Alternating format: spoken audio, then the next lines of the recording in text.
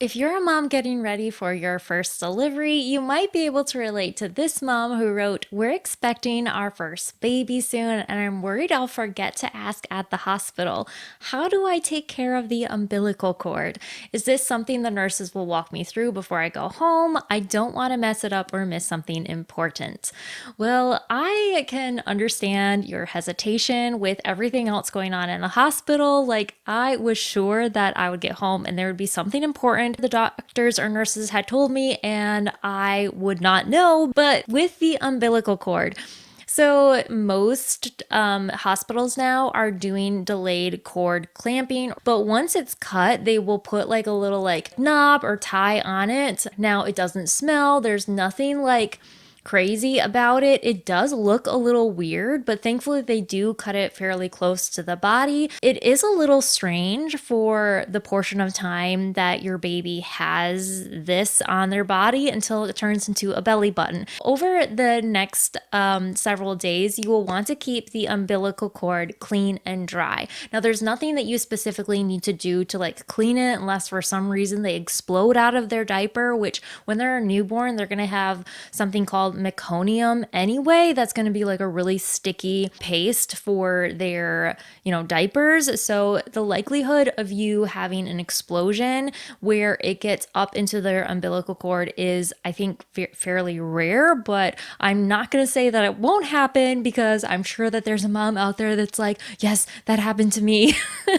One thing that my doctor had told us as far as like care for the umbilical cord, which just like check this with your doctor. I'm not a medical provider, but they had said one thing that we could do to kind of like facilitate it drying out faster is to rub a little bit of rubbing alcohol on it every day with like a cotton ball or a Q-tip. That way it will fall off a lot sooner. Now, the other thing you want to keep in mind is that you won't or shouldn't bathe your baby until after the umbilical has dried out and fallen off. I can't tell you what to expect if you do that, but I would assume that it would not be very pleasant. If you do want to bathe your baby, you can still wash their head or, do like more of like a sponge bath for them versus just like, plopping them in that newborn baby tub, at least waiting until the umbilical cord is gone so you're not re-wetting it. We decided for both of our sons that we were going to do like delayed bathing. So we did decide to not bathe them in the hospital and we just kind of waited until that umbilical cord was completely gone before we gave them a bath. So we didn't really kind of have to worry about that very much, but you might want to make a different decision for your child. So kind of keep that in mind as well. Most newborn diapers will have like a little cutout so that way it can go around your baby's umbilical cord and it doesn't irritate it. Now, if you do not have a newborn baby diapers that have this cut, what I have seen some parents do and what we even did ourselves is just to fold the diaper down in on itself so that way it leaves extra room, especially if you have a really small baby. Like sometimes those newborn diapers are still a little bit too big, especially, depending on how long your baby is.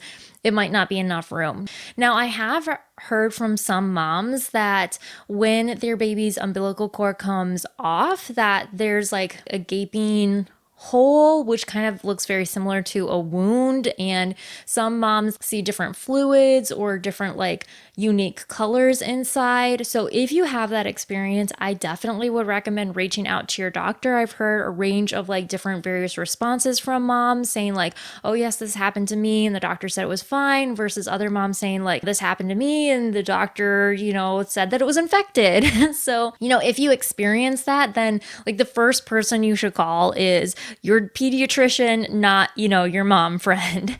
But I am curious to hear other moms' experiences when it comes to like their child's umbilical cord. Did their doctor tell them anything different?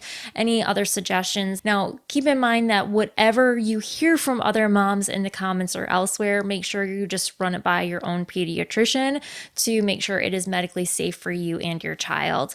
But if you've made it this far into the episode, now it's your turn. If you would like to submit a question for a future episode, you can find the link listed below.